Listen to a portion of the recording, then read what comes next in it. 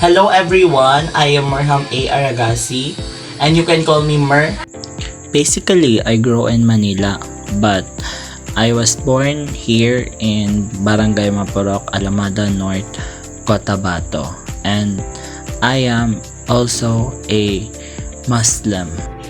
I am the eldest of three, so my mother is Mariam A. Aragasi and then she is a OFW, and then my father is Nasser M. Aragasi, a farmer.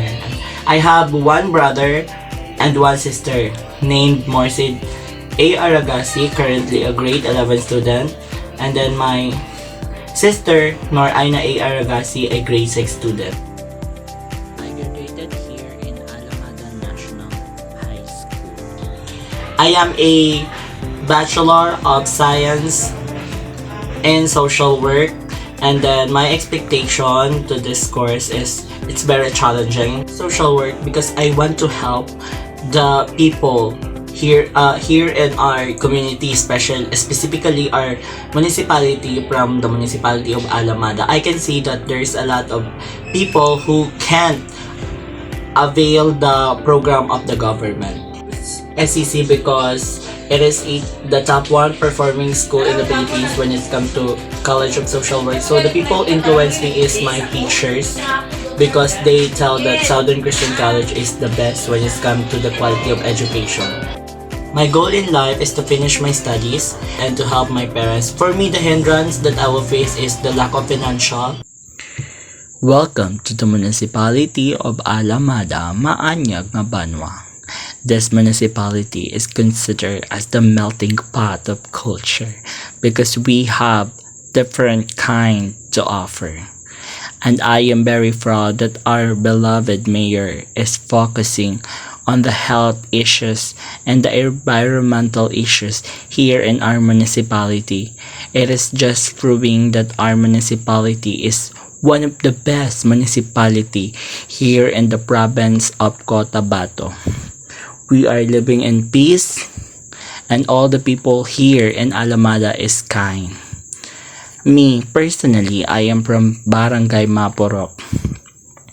We are in Muslim areas. So, in my personal experience, we don't have fighting issues because in our barangay, we are united. And we have the best leaders in our barangay.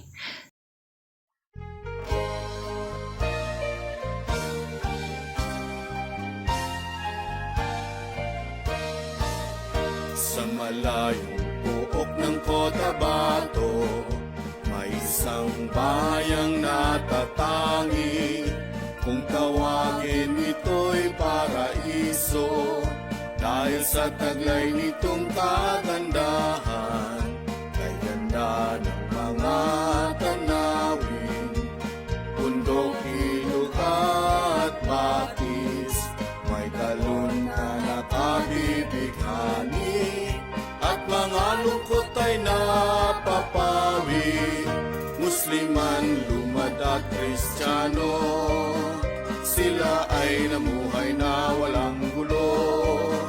Sagana sa likas na yaman, kapayapa ay tunay na nakamtan.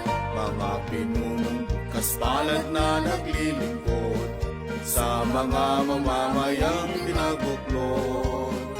Tapat at tunay na pagmamahal, inialay sa ating bayang liyan. Alamada ang bayang ito, Enyo Hector ang unang tawag sa'yo. Pangalan ka tangi-tangi, sa puso at isip di mapapawi. O aking bayang Alamada, hinahangad dinadayo ng sinuman.